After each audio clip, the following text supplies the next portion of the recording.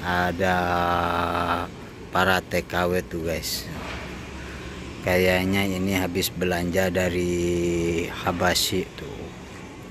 Ada berapa? 1, 2, 3, 4 tuh guys. Aduh, TKW semua tuh.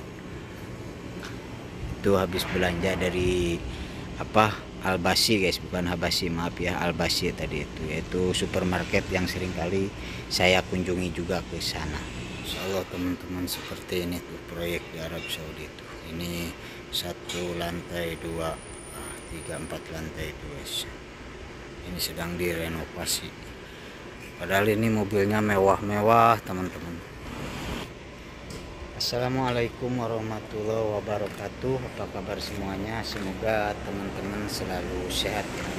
Banyak lalat guys, karena di sini ada tong sampah nih guys. Bahkan 2 tuh tong sampah, di sana ada tong sampah juga.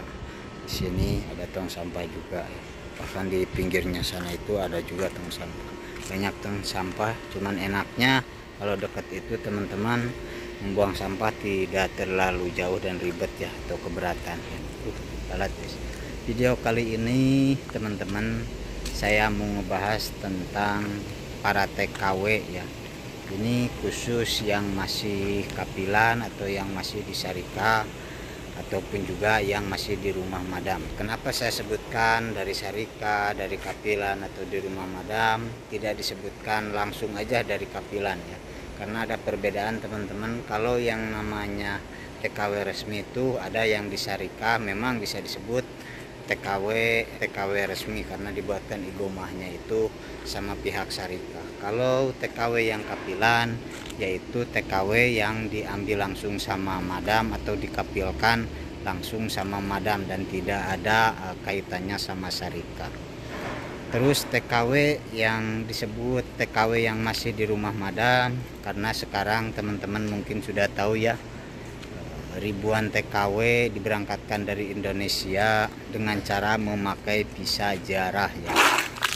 Tuh guys, dengan cara memakai visa ziarah, dan intinya sesampainya ke Arab Saudi mereka tidak dibuatkan igamah dan tidak diresmikan oleh majikannya. Ibaratnya seperti yang sempat saya perlihatkan juga ya, para TKW tersebut mungkin diberangkatkannya dari Indonesianya itu secara ilegal dan ditampungnya juga di PT-PT atau penampungan-penampungan yang benar-benar ilegal, hanya memakai visa jaro tanpa proses secara resmi yang legal. Intinya seperti itu. Sesampainya ke Arab Saudi, banyak TKW atau ratusan TKW tidak dibuatkan igomah sama majikannya atau tidak dilegalkan secara resmi ya sesampainya mereka ke Arab Saudi. Dan menurut saya juga kalau syarikat yang resmi tidak mungkin juga ya menerima TKW yang diberangkatkannya secara ilegal dengan memakai visa ziarah yang tanpa diproses secara aturan yang berlaku yang diterapkan oleh pihak pemerintah Indonesia ke PT-PT atau ke agen-agen yang ada di Indonesia. Kali ini saya mau ngasih tahu ya ke teman-teman TKW yang masih ada di rumah madam. Seandainya teman-teman masih menerima gaji dengan lancar, tidak ada kendala tentang gaji kalian, sekalipun memakai visa ziarah, sebelum kalian berniat keluar dari rumah madam, pastikan dulu kalau kalian itu sudah mempunyai modal di rumah ya, atau di Indonesia.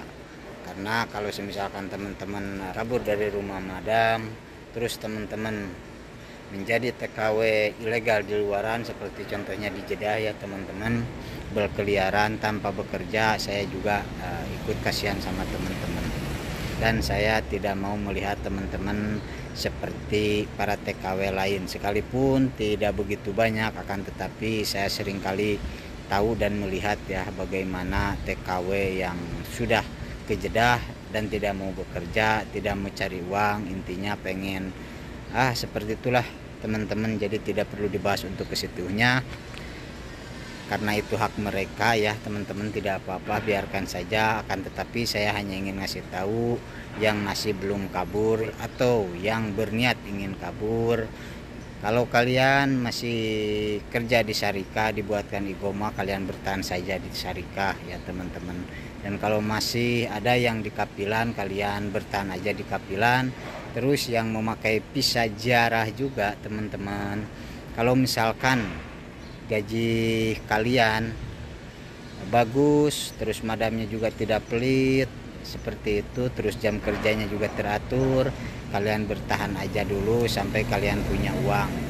Kalau misalkan bertahun-tahun tidak dibuatkan igoma, kalau misalkan mau pulang, kalian tinggal keluar dari rumah madam tersebut dan cari orang yang bisa mengantar kalian ke KJRI untuk pengaduan apalah inilah itulah seperti itu untuk pulang ya. Intinya baik membuatkan SPLP atau membuatkan paspor atau gimana seperti itu, tergantung nanti aja ya gimana respon dari pihak KJRI. Dan bisa juga kalau misalkan teman-teman yang ada di Jeddah, insya Allah saya juga bisa ngebantu atau ngasih ke teman-teman orang yang bisa ngebantu teman-teman juga. Aduh, ini lagi panas tuh guys. Segitu aja dari saya. Terima kasih. Assalamualaikum warahmatullahi wabarakatuh teman-teman. Ini panas guys. Aduh. Ini tarik tiap kali guys ke sana.